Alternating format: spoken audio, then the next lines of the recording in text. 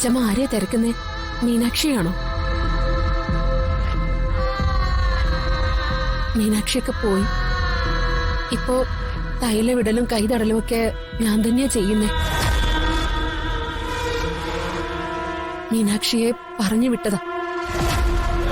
പാവമായിരുന്നു.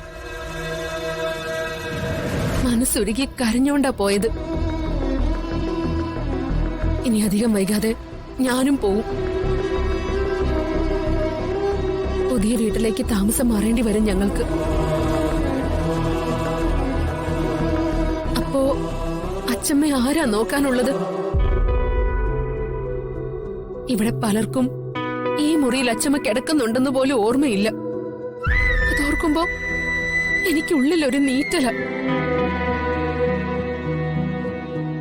അന്ന് അച്ഛമ്മ മാധവാന്ന് വിളിച്ചില്ലേ? അതുപോലെ ഒന്നുകൂടെ ഒന്ന് വിളിക്കൂ. അത് കേട്ടാലേ എനിക്ക് സമാധാനാവും. ഒന്നുമില്ലെങ്കിലും കുറച്ച് വെള്ളം വേണമെന്നെങ്കിലും വിളിച്ചു പറയാൻ പറ്റുമല്ലോ. അച്ഛമ്മയ്ക്കെല്ലാം കേക്കവല്ലേ? വിഷമിക്കണ്ട അച്ഛമ്മ. എനിക്കിപ്പോ കരഞ്ഞ് കരഞ്ഞ് കണ്ണീര് വരെ ഇല്ലാതായി. കരഞ്ഞ് കണ്ണീര് പോകുമ്പോ മനസ്സിന്റെ ഭാരം ഒന്ന് കുറഞ്ഞു വരുന്നത് പോലെയായിരുന്നു. ഇപ്പോ അതും ഇല്ലാണ്ടായി.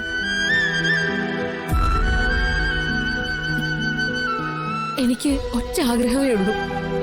ഞാൻ ഇവിടുന്ന് പോകുന്നതിന് മുമ്പ് അച്ഛമ്മയൊന്ന് എഴുന്നേറ്റ് നടന്ന് അച്ഛമ്മയുടെ സ്വന്തം കാര്യങ്ങളെങ്കിലും ഒന്ന് ചെയ്യുന്നത് കാണണം.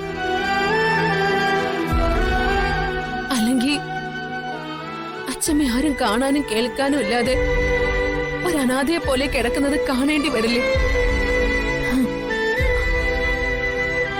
അച്ഛമ്മയുടെ അവസ്ഥയോർത്ത് ഒന്ന് ഓടി വരാൻ പോലും പറ്റാതെ ഞാൻ ഹൃദയം പൊട്ടിച്ചാവും.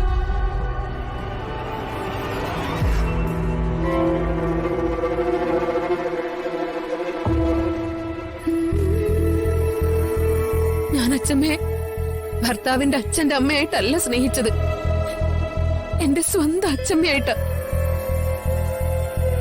എനിക്ക് ജീവൻ അച്ഛമ്മേ.